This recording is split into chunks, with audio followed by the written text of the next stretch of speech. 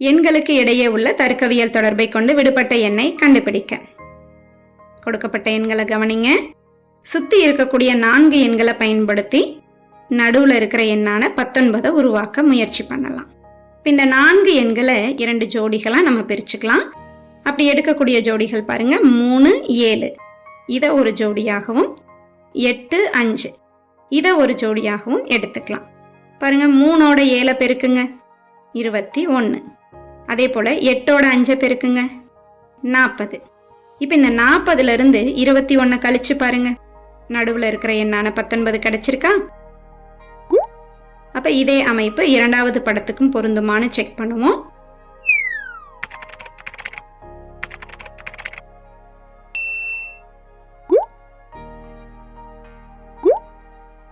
அப்ப இதே அமைப்பை விடுபட்ட எண்ணுக்கும் பயன்படுத்திடலாம்.